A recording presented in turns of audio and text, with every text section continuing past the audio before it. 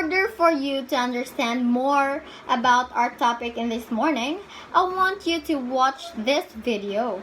I hope you guys will listen carefully because after this, I have some questions to ask you. Are we clear? Okay. So I'm going to walk you through the 4 gestures that you can use in your presentations, and so you can become a more powerful and effective public speaker. Gesture number 1 are descriptive gestures.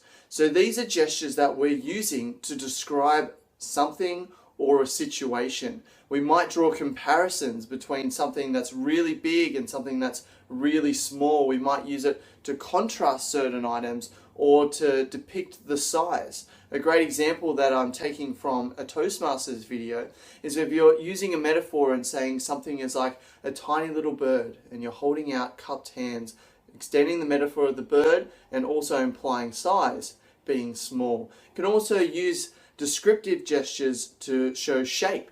Say it was a box about this big, just looked like this, and so you're showing the square shape of the box using your gestures. You can also talk about movement, so moving from here to there, or picking up a box. You can talk about location. The table was over here, and there was magazines on the table.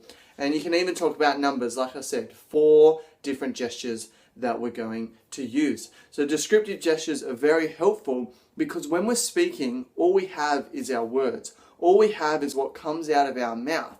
And by using descriptive gestures, we can actually improve the impact and improve the comprehension of our audience so that our message gets across more effectively. Number 2 is emphatic gestures. That's a confusing word, so let me explain it. Emphatic gestures are like emotional gestures. So if we're sad, we could slump down and talk about being sad. Or if we're angry, we could put our fists together and make an angry face. So we can use these gestures to symbolize the feelings that we have. And that also, emphatic gestures help us seem more genuine. So we're talking about, I'm so angry when this happened, and we're using these angry gestures, it actually gives more oomph to our presentation and makes us seem more genuine. Yes, we were angry. I can see it in his body language. He was angry. But if you're saying, yeah, I was really angry, and your body language is just slumped and you kind of look depressed, well, maybe they're not going to believe that you are actually angry. So it actually makes your presentation look more genuine. Number 3 are suggestive gestures. So these are things like mood and expression. For example, you could say, I welcome you in with open arms. And so you got your open palms up. That symbolizes that you're open. You know, you could say, oh, there was this guy in the audience who just wouldn't listen to anything I was saying. He was just like, no. And so you're crossing your arms and you're suggesting that even though he may not have been crossing his arms, that he was closed off. That was the vibe that he was giving off, the emotion that he was giving off. You could do lots of other things like shrugging your shoulders, you know, meh, who cares? Or you could also, you know, even show your back when they're like, I just didn't even care about what I was talking about.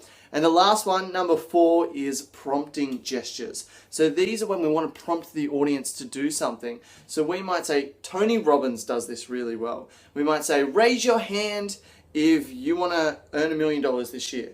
And so I'm raising my hand as I'm telling people to raise their hand. And so then they're more likely to do it. Or you could say, let's get warmed up, everyone. Let's jump up and down on the spot. And so as you can see in the video, I'm jumping. And so it encourages the audience or prompts them to do something that you want them to do. So there you have the 4 gestures that we can use when giving a presentation. And there's some ideas on how you can use them. When it comes down to you. So these are the questions. Based on what you have watched, is studying or learning an oral language valuable? Why or why not? Okay, thank you for that answer. So, okay, who wants to study an oral language, or shall I say charades?